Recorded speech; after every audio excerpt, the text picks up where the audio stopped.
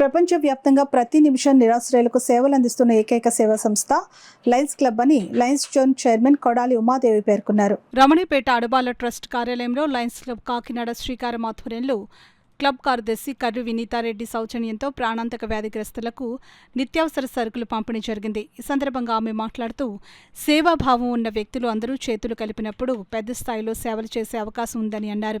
ఆ దిశగా Lions club సేవలు అందిస్తుందని ఉమాదేవి తెలిపారు.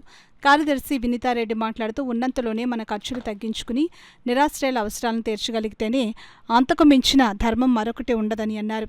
ఈ కార్యక్రమంలో క్లబ్ కోశాధికారి అమ్మాజీ, సభ్యురాలు ఈశ్వరి, మాజీ సర్పంచ్ రత్నప్రసాద్, డాక్టర్ శిరీష, నిమ్మకాయల వెంకటేశ్వరరావు, కొమ్మూరి శ్రీనివాసరావు తదితరులు పాల్గొన్నారు.